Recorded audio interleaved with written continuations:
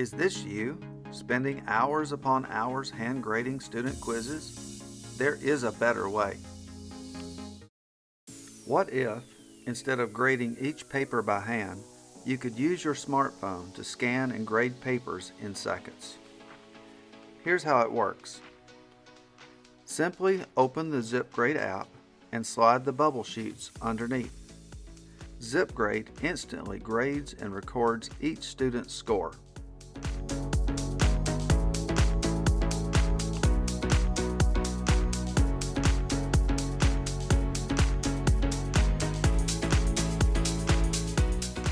In the video tutorial that follows, you will learn how to set up and use ZipGrade for summative and formative assessment.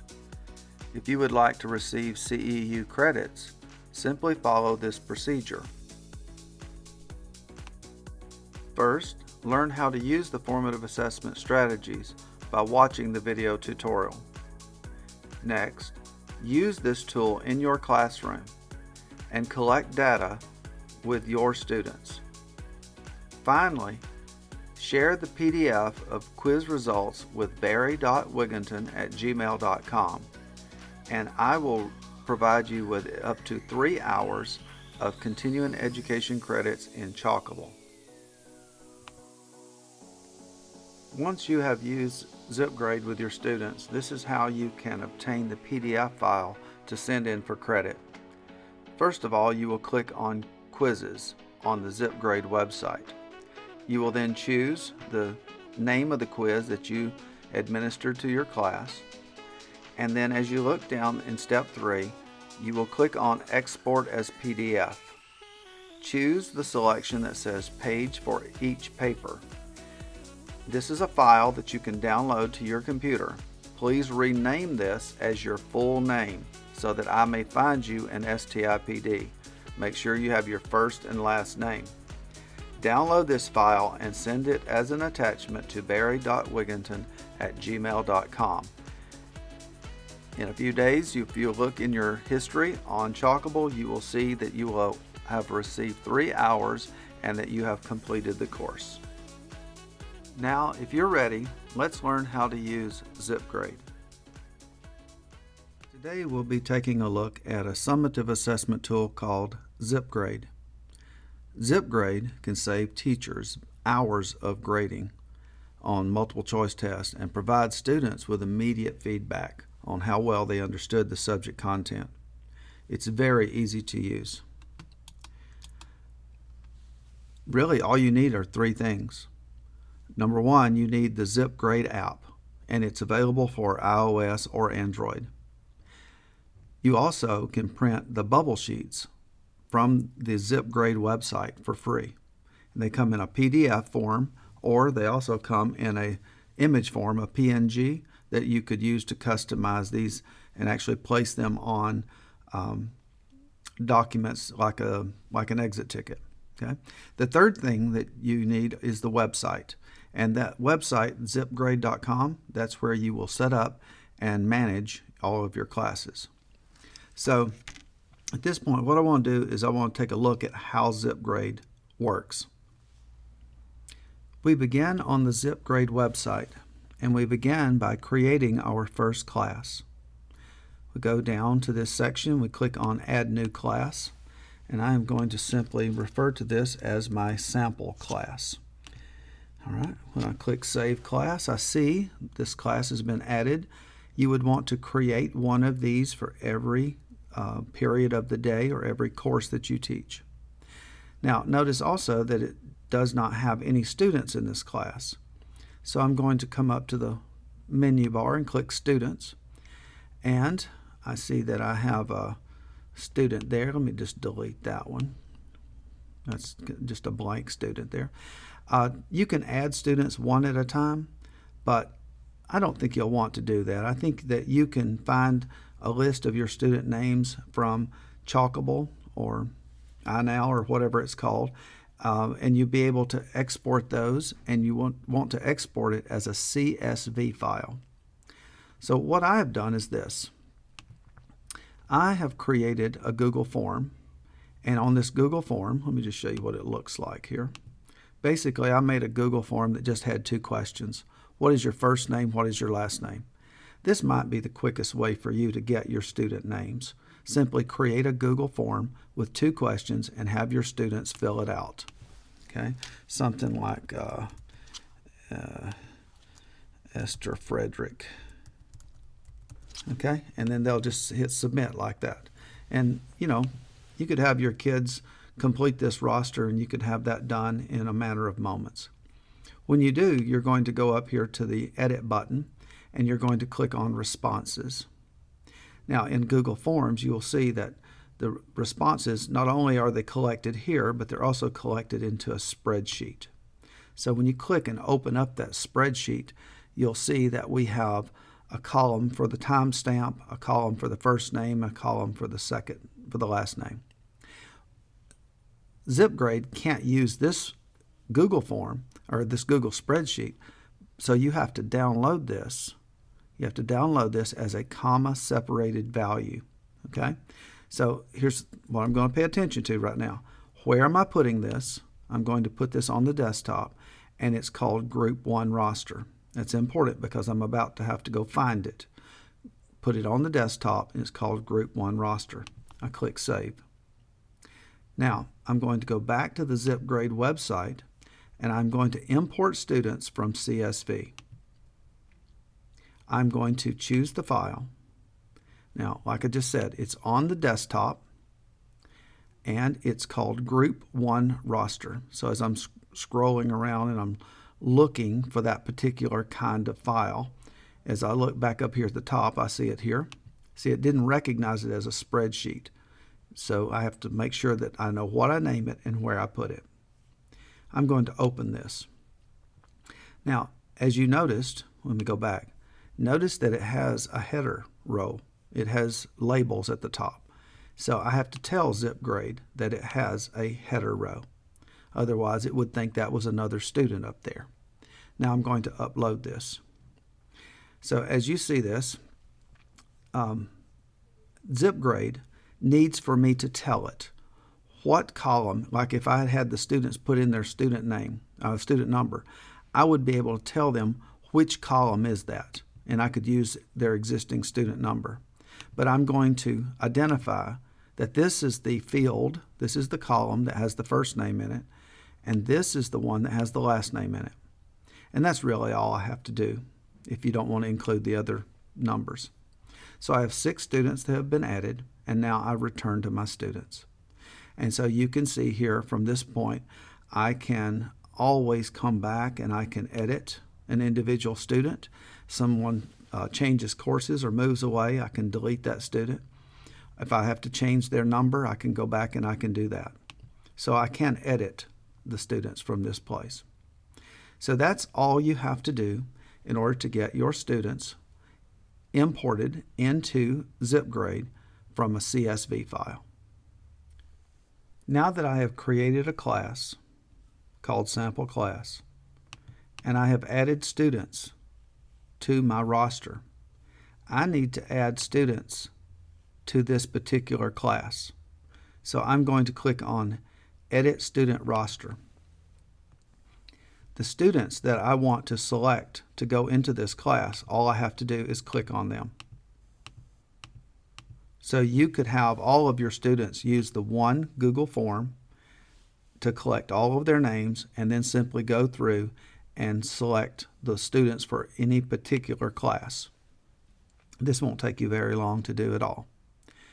Now that I've done this, I can then go and print out bubble sheets that have the students' names and ID numbers already completed. So let's just say that I'm going to create a test called General Knowledge. It's going to be a 50-question test. Do you see that button to download? I click on this. I'm going to give this a different name so I can recognize this. I'm going to say Bubble Sheets for Period 1. I'm going to save that on the desktop. Notice it is a PDF file, and that's the name, Bubble Sheets. When I save this, let me open this up for you. Take a look at this. Now you'll see that each of my students, their names have already been printed. I wouldn't necessarily have to put the name of the quiz. If I wanted to, instead of printing these each time, I would simply have the name of the student and the name of the class, and it would put in the student ID and bubble it in. And that would save me valuable class time instead of having the students to do this. I think what I would do is I would leave off the name of the quiz. If I didn't want to print a set of bubble sheets each time, I could simply print it off with their name, the class, and the ID, print it one time, and then I could make photocopies from then on. So this is a great way to save some valuable class time by having that information already completed for the students. After creating your classes, the next thing you want to do is you will want to go to the ZipGrade website and click on Answer Sheets. On the answer sheet choices, you have a choice for 20 questions, 50 questions, or 100 questions. These are PDF files. I'm going to click on the 50 question form, and let's take a look at some of the parts of this. On this form, you will notice that it's laid out a bit differently than perhaps some bubble sheets that you have. For one thing, there's an A, B, C, D, and an E. And many students, if they're not accustomed to this, they might go in and bubble in the D, thinking they're bubbling in the D when they're actually bubbling in the E. So you need to make sure students are aware of this. Also, this section here, this section is for the student ID. And students will write in the ID and then bubble in the numbers. On this side, this is where the student chooses which version of the test they are completing, in case you have multiple versions. And then the first question starts here. So other than that, it's like a normal bubble sheet. So let's just say that you want to print out this bubble sheet and then make copies of it. It's just the generic form. And what we want to do next is we want to then take our test. This is a test that just a general knowledge test. And students could even view this test. They could view it on their mobile devices if you would like to save paper, or you could print copies of the test and students would not write on the test and they would simply respond on the bubble sheet. But the next thing I need to do is I need to create a key for this. I need to create a key for this test. And so I do that on my phone. So I'm going to switch my phone. So what I'm going to do is I'm going to tap on the ZipGrade and I am going to create a quiz. So I'm going to go up to the top and press New. So I'm going to change the name of this to General Knowledge because that is what this quiz is about. It's a 50 question test. So I select that and that's about all I need. I'm going to assign it to my sample class. There we go. At the bottom it says create quiz. So there I have that. It's now time for me to enter the key. So I'm going to tap edit key and I could simply go in and I could select the right choices. Like for instance, if the answer to the first question was A, I could just tap the A, and let's just say that the correct response to 2 is B. I could go in and do this. Now, one of the neatest features of this is I don't actually have to go in and do that. Do you see where it says scan for key? I am going to touch that and I'm going to move this over to a document that I have here. And I'm on purpose, I'm holding it too close right now. Do you see the green dots in the corner? It's looking for the little brackets that's on the page. What I've done is I've printed out one of the blank bubble sheets and filled in the correct answers. And as I raise this up and align those dots, see those green dots? It took a picture of that. Perhaps you heard that. And I'm going to hit save. Now, Again, I could go in and change if I wanted to. This would be the easiest place to change this. I could go in and change this to 5 points each. That's point values for correct answers. And I'm giving 0 points for incorrect answers. So now I have my key.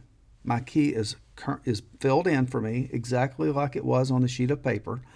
What I did on the blank is I just went in and I filled in each of the bubbles for the correct response, probably the same way you would if you were getting ready to grade this. Now, at the top, you see where it says Add Key. I'm not going to do this right now, but I could go in and have an A key and a B key. And what your students would do is they would simply select which version on the bubble sheet. They would select which version it was that they're using. So that is how to create a quiz using your phone. You use the app on your phone to create the quiz. I prefer to scan it in using the edit key. I just scan in the key, and that way it makes it much easier and probably more correct. Now that we have created our sample class, or in your case, all of your classes, and we have imported our students into our ZipGrade website and added our students to this particular class, it is now time for us to use our app, our ZipGrade app, on our device, like your smartphone or your iPad or whatever you have, and we are going to have students respond to our questions on the bubble sheets. Now, so what I want to do is I want to open up the ZipGrade. I want to select the quiz. In this case, it's general knowledge. And I want to scan papers. Okay? So now I simply move this over. And again, I'm going to line up these dots. I'm going to raise my phone until those dots record my student's grade. If you continue to hold it there, it's going to ask you, do you want to keep both of these scores or do you want to override the previous one? If you did this accidentally, you do overwrite. Now, I just simply move this paper, do the next one, the next one,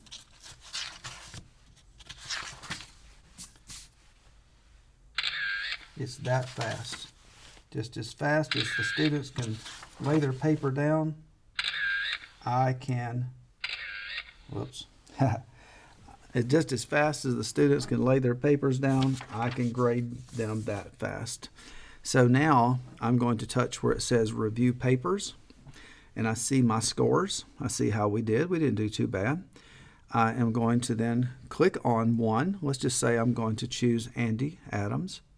And I'm looking at the screenshot there. On Andy's at the bottom, I don't know if you can see this on your view, but this is the image, and you can switch it to the questions. I like to look at it this way. And when I do, I'm able to see there which questions that Andy missed and which ones Andy got right. I can scroll up to see all of my questions, just like that. Now, I can then go on to Billy, just from the same screen. I can just click the arrow to the right. I can go take a look at Frank. I can look at all of my students, and I get a good idea of how my students did on this class, on this particular test. Now, let's go into the item analysis. This is a very important screen because on this screen you see for question number 1, the green lets me know that that is the correct answer. The 6 tells me that every student got that right. So that's why it says under percent. For the class, 100% of the students got question 1 correct. And you're going to have some of those. You're going to have depth of knowledge level 1 questions on there where every student will get the question. As you look at question number 2, however, you see that not every student selected that. The correct response was B, and 4 of the students, or 67% of the students, got that question correct. Now, let's take a look at a question like question 5. At 17% of the class that got that correct, that's 1 student out of this class that got that correct. So that tells me that either that's a bad question or it tells me they didn't understand the question, but I need to go back. It tells me I need to go back and look at that again. So also, question number 9. 9.1, if I have too many questions where every student got it correct, I know that's not a very high depth of knowledge type question. And I need, on my test, I need to expose my students to some of the kinds of questions that they might see on the Aspire test. Not all of those questions are going to be level 1 depth of knowledge. So I think you can see how easy it is for me to use this app to set my key, scan my papers, review the papers, and do an item analysis. Now, the one last thing I would like to talk about is this. Let's say, for instance, that I review a paper. I review Andy's paper, and I see that Andy got number 14. He missed number 14. But because Andy turned his paper in early, and there's plenty of time left in class, I'm going to give him a second chance. So I give Andy's paper back to him, and I circle 14 and number 5 and number 7 and number 10, and I hand the paper back to Andy. When Andy returns his paper at the end of class, I can come up to those 3 bars at the top. I can edit answers. And so, for instance, if Andy said on question number 5, I can go and choose 5 and remove that. And let's just say, for instance, that Andy answered that question. He answered it correctly this time, and the correct answer was A. When I go back, his grade has now been increased from 80 to 85. Let me do that one more time, just so you can see what I'm talking about. Look at question 14. I'm going to edit the answer. Question number 14. Andy answered that C, but the correct answer to 14 is D. So when Andy brought his paper back, he had the correct answer. When I go back, Andy's score is no longer 85, Andy's score is 90. There is no reason, if you can grade tests this quickly, there is no reason why you can't give your students a second chance. A chance to go back, look over those, rethink them, and correct sometimes silly mistakes. Because a test should not be measuring silly mistakes. It should be measuring what the students know. So that is one way that this summative assessment tool can now become a formative assessment tool. One final thing. As you can see, ZipGrade is free for 100 scans per month. Now, if you use this and you use this with many of your classes, you are going to go through this very quickly. However, by paying only $7 a month, $7 a year, you can use this with no limitation. I've never seen any tool more worth $7 than ZipGrade. So I hope you will give this a try. Use this with your students, and not only will you be helping yourself by reducing the amount of time that you're going to spend grading multiple choice tests and quizzes, but hopefully you will allow your students to have that second chance by regrading and turning assessment into a learning process as well.